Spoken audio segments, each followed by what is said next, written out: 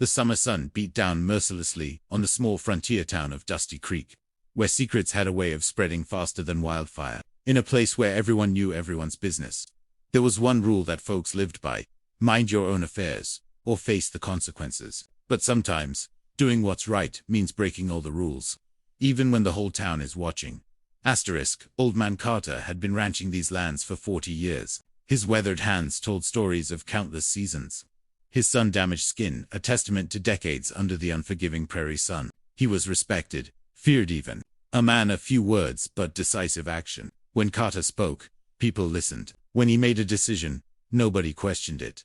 It started on an ordinary Tuesday morning. Carter was checking his fence line near the eastern boundary when he noticed something that made his blood run cold. There, hidden in a shallow ravine, were signs that someone had been camping on his property. But this wasn't just any trespasser. The evidence suggested something far more sinister. Something that could destroy lives if it came to light.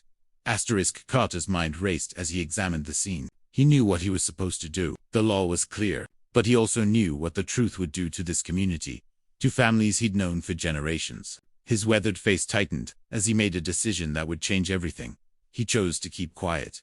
Days passed, and Carter went about his business as usual. But the weight of his secret pressed down on him like a physical burden. At the general store, folks noticed he seemed distracted. At Sunday service, he sat quieter than normal. His daughter Emma, visiting from back east with her young girl, sensed something was troubling her father.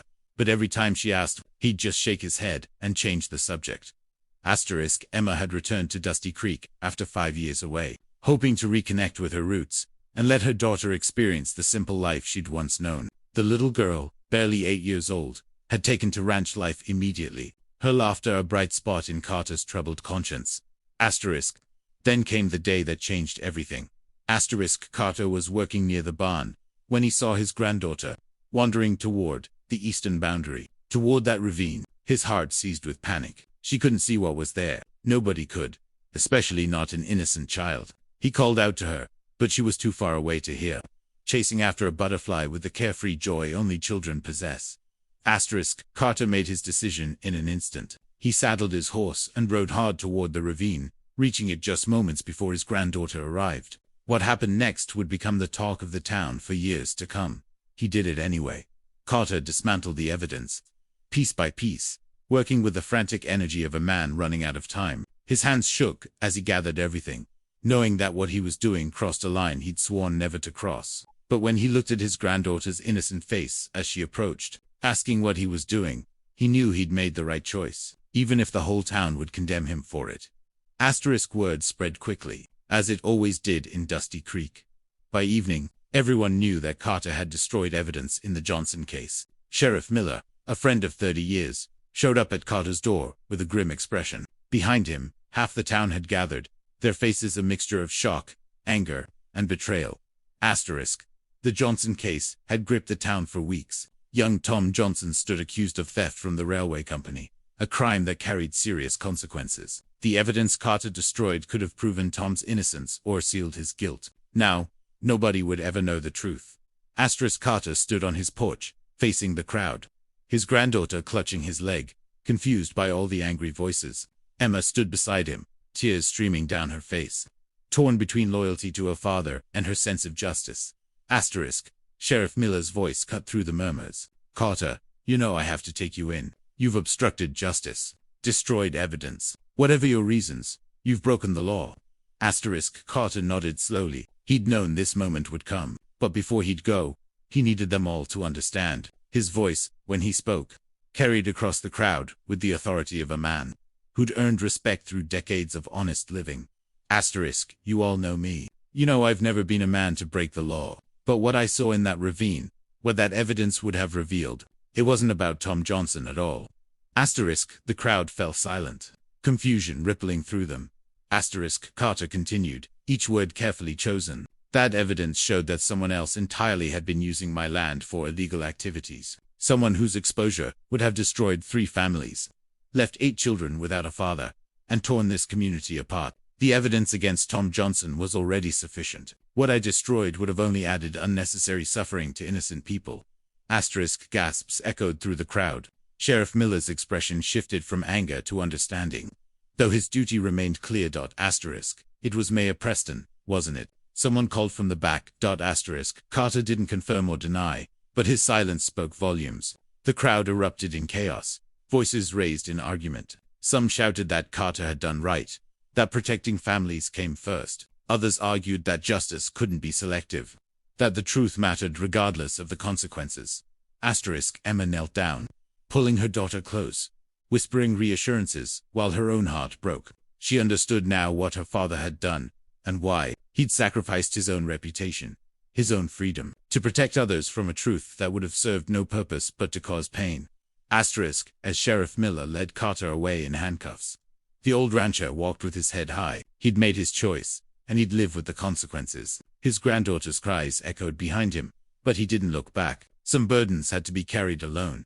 The trial came quickly. The whole territory watched as the case unfolded. Carter refused to name names, refused to explain fully what he'd destroyed or why. He simply stated that he'd acted to prevent unnecessary harm, and he'd accept whatever punishment the law demanded.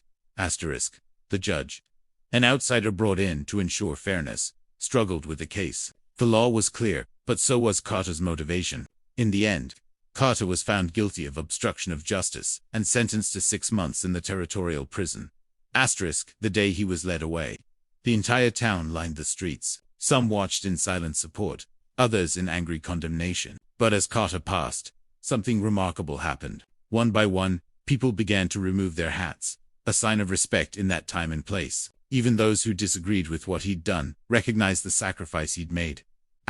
Emma visited him every week, bringing her daughter along. The little girl didn't fully understand why Grandpa was in that place, but she knew he was still her hero. Carter spent his days working in the prison workshop, his nights lying awake, wondering if he'd truly done the right thing.